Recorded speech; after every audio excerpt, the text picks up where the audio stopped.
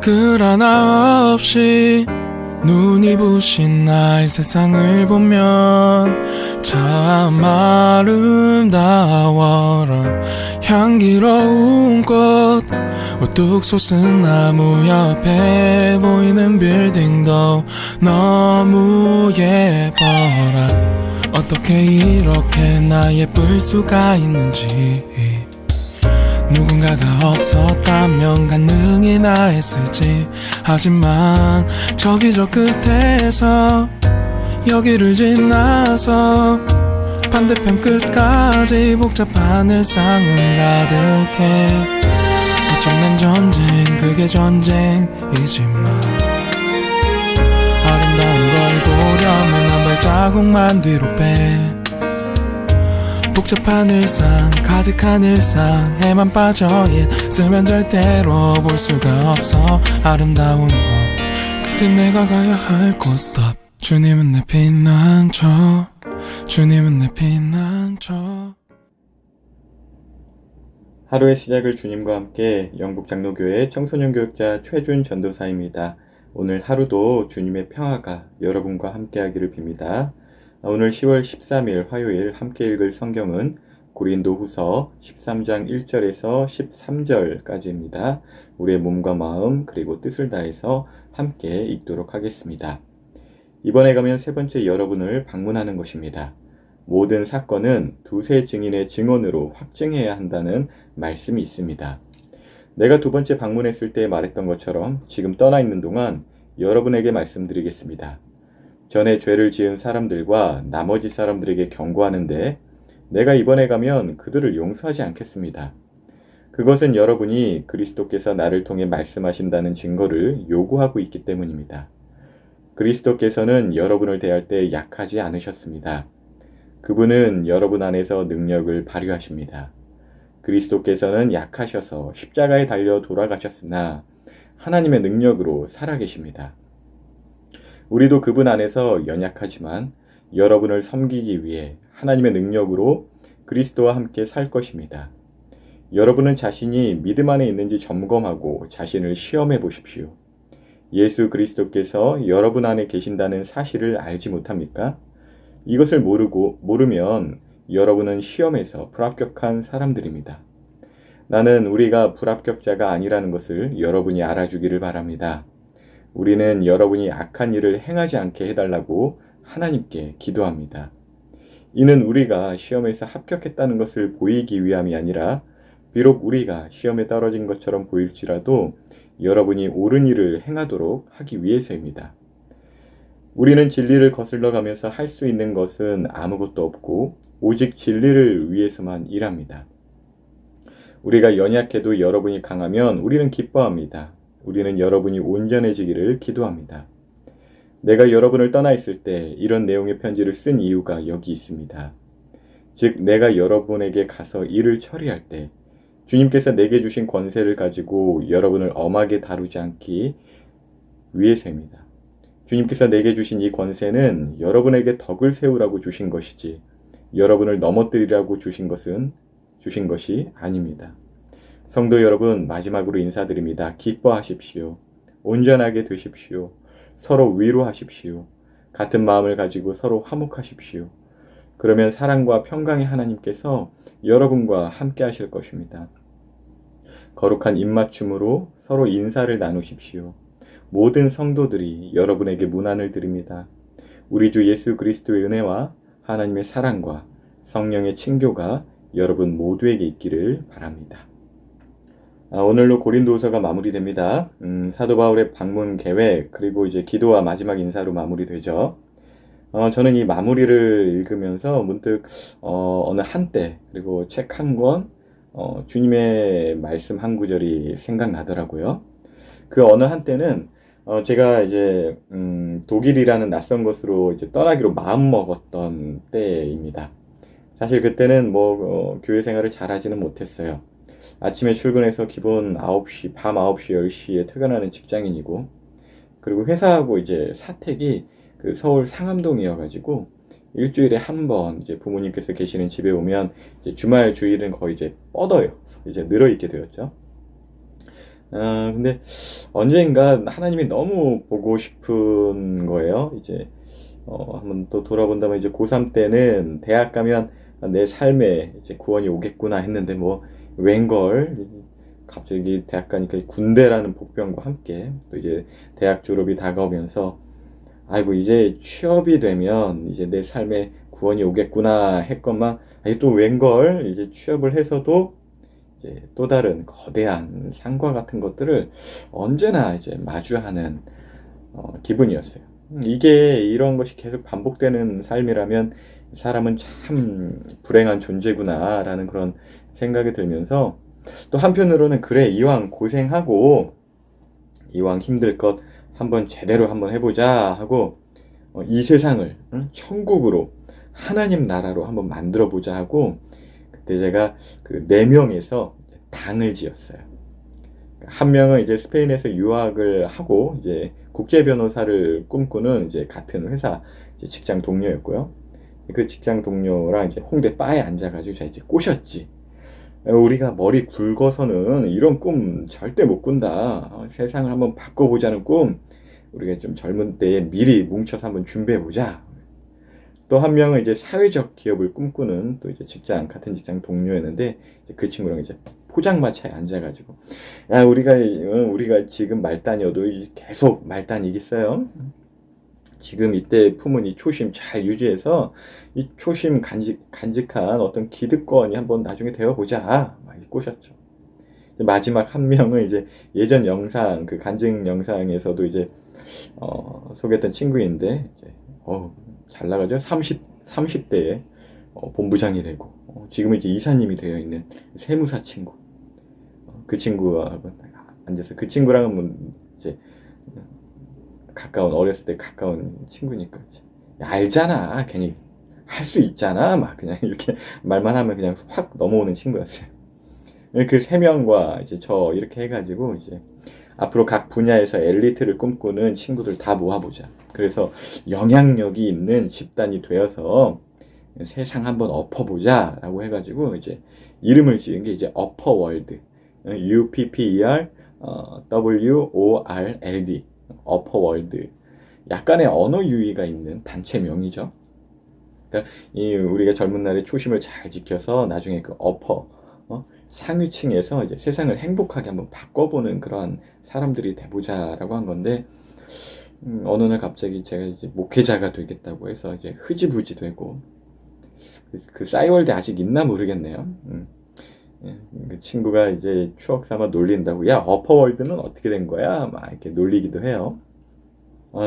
중간 과정이 생략되어 있으나 직장을 그만두고 보다 좀 더 높은 위치를 꿈꾸며 떠난 그 독일이라는 낯선 땅에서 정말 제 생각하고는 전혀 다른 생각을 갖고 계신 예수님을 이제 만났죠. 저는 그 전혀 다른 예수님 어떤 면에서는 정말 그 예수님을 받아들이기가 쉽지 않았을 수도 있는데 오히려 감격하고 회개하면서 하나님의 뜻이 옳습니다라고 제가 그렇게 순종할 수 있도록 이렇게 도왔던 책이 한 권 있는데 그게 이 사무실의 죄수라는 책이에요.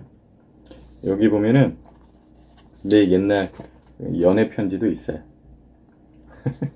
농담해요. 잘 다니던 직장 이제 때려치고 막 뭐 하나님의 꿈을 펼치겠다. 막 갑자기 막 외국으로 가겠다 하니까 이제 교회도 잘 안 나오면서 성숙한 신앙을 갖고 있었던 이 교회 동생이 이제 떠나기 전에 선물로 준 책이에요. 당시에 그 친구는 남자친구 있었고요. 지금 결혼 잘하고 아기도 잘 낳고 행복하게 잘 살고 계십니다. 혹시 내 짝꿍이 오해할까봐. 책 내용 보시면 더 좋겠지만 어느 정도 알 수 있게 하는 이제 손편지도 이렇게 정성스럽게 써줬는데 여기 이렇게 써 있어요. 나를 인해 실족하지 않는 사람은 복이 있다. 이렇게 써 있어요. 나를 인해 실족하지 않은 사람은 복이 있다. 이 문장은 마태복음 11장 6절에 기록된 주님의 말씀이에요. 누구든지 나로 말미암아 실족하지 하는 사람은 복이 있도다. 이 말씀을 우리 예수님께서 언제 하시냐면 세례 요한 여러분들 아시죠? 이 세례 요한이 하나님의 뜻을 위해 참 굳은 일, 또 선한 일을 열심히 했거든요. 그런데 감옥에 갇혔어요. 그 결과는. 그래도 그 감옥에 있으면서도 자기가 예언한 그 하나님의 나라, 자기가 예언한 그 왕 되시는 예수님이 이제 오셨다는 소식에 힘을 낼 수 있었거든요. 아니 근데 그 왜 이상하다, 예수님은 왜 나 안 구해주시지? 하나님 나라와 세상에 이 왕 되시는 분이 군대를 이끌고 와서 그 어떠한 것보다 그도 강한 권세로 날 구해주셔야 하는데 왜 잠잠하시지? 가만히 생각하면 왜 난 감옥에 있지 지금? 혹시 그 예수라는 청년 메시아 맞을까? 하나님 아들 맞아? 내가 그토록 기다리고 했던 만왕의 왕 아닌 거 아니야? 이런 좀 의심이 들었나 봐요. 그래서 이제 사람들을 통해 가지고 이제 예수님께 물어보라고 해요. 마태복음 11장 3절에 나오는데, 예수님, 메시아가, 우리가 기다리고 있는 메시아가 예수님 당신 맞아요? 아니면 다른 사람 기다려야 돼요? 그러니까 하나님 맞아요? 이렇게 물어본 거죠. 왜 내가 생각하던 하나님 나라는 오지 않죠? 왜 내가 생각하는 예수님과는 다르죠? 제가 그 중간 생략된 과정 가운데 있어서는 어떤 꿈을 품고 분명히 갔을 거 아니에요? 근데 무언가는 지금 다르게 돌아가고 있는 그 상황 가운데 이 세례 요한의 위치에서 어떤 감옥에 갇힌 모습으로 그런 생각에 잠겨 있을 때 이 책을 통해서 주님께서 주신 그 음성이 바로 나를 인하여 실족하지 않는 자가 복이 있다라고 하신 것이죠. 우리의 생각과는 다른 예수님. 그러나 그 예수님으로 인해서 떠나기보다 다시 일어서서 그 주님을 따르는 자가 복이 있다라는 것인데, 사실 이 책과 뭐 주님의 말씀, 사실 뭐 독일을 떠나기 전이든 어퍼월드라는 그 꿈을 가진 그때는 잘 몰랐어요. 한 번 읽었을 땐 잘 몰랐거든요. 얘 왜 이런 걸 주지? 막 그러는데, 네, 하나님께서 어떤 인도하시는 그 계획 가운데 정말 제가 생각했던 거하고는 다른 많은 일들이 일어나더라고요. 그래서 힘들었어요. 어떠한 공부를 많이 해야 돼서, 혹은 뭐 다른 것을 많이 시도해야 될 것 같아서, 어떠한 도전을 해야 하는 것에 있어서 어떤 두려움 때문에 힘든 것은 사실 어떤 목표가 있는 사람에게 있어서는 힘듦이 아니죠. 내가 생각했던 거하고는 전혀 다르게. 근데 그것이 하나님의 뜻이라고 생각했었는데 그것이 전혀 하나님의 뜻이 아니고 오히려 내 욕심이라고 비춰지는 그 순간에는 심한 자책감과 함께 정말 이렇게 확 낙심이 들기도 하거든요. 그런데 우리 주님은 그 길이 틀렸다고만은 하지 않으시더라고요. 오히려 주어진 길을 그 환경 속에서 보여주세요. 그 주어진 길이란 건 때론 멈춤이라는 길일 수도 있어요. 그리고 정말 사람 발자국 하나 없어서 어느 누구에게 조언을 구할 수도 없고, 조언을 듣는다 하더라도 귀에 들어오지 않는 어떤 그러한 때와 장소를 허락하시기도 한다는 것이죠. 그런데 그때마다 제게 힘이 된 말씀은 아까 읽어드린 나를 인하여 실족하지 않는 자는 복이 있다라는 주님의 말씀이었다는 것입니다. 참 여기 보니까 뭐 세계 복음화를 이룩하는데 쓰임받을 대인배 준오빠, 저 역시 적어도 소인배는 되지 않기 위해 힘쓰며 민족 복음화의 길을 걷겠습니다. 뭐 이렇게 써 주셨는데, 얘는 뭘 알고 쓴 걸까요? 제가 이거 딱 받는 당시에도 내가 목회자면 아우 내가 무슨 이런 사람이었는데요.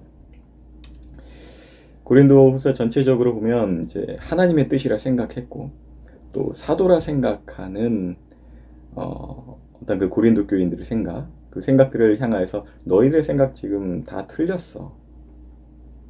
지금 아주 우리 사도 바울이 폭풍 잔소리를 계속 이제 하시잖아요. 아주 오늘 함께 읽은 마지막까지 여러분이나 저나 우리가 생각했던 어떤 하나님의 뜻 있을 것이고, 뭐 교회란 이런 것이야, 또 혹은 주님께서 계획하신 나의 삶은 이런 것일 것이야, 확신은까지는 아니어도 어떤 예상 정도는 있을 것인데, 어느 때에 그것이 다 틀린 것이라는, 그래서 정말 하나님은 살아계시는지, 예수님의 메시아가 맞는지, 이 사무실에 갇힌 죄수처럼 한편으로는 하나님의 뜻대로 살지 못한 자책감이 확 와서 하나님 보기에도 민망스럽고 도망가고 싶은 아담이 그렇게 보였던 행동들을 보이기도 하거든요. 또 하나님 미워요, 그런 투정을 부릴 수도 있어요. 우리라는 존재가 참 그래요. 아담부터 쭉 이렇게 성경의 내용들을 보면 그 모든 성경 인물들의 모든 감정과 여러 모습들이 다 우리 안에 있는 것 같아요.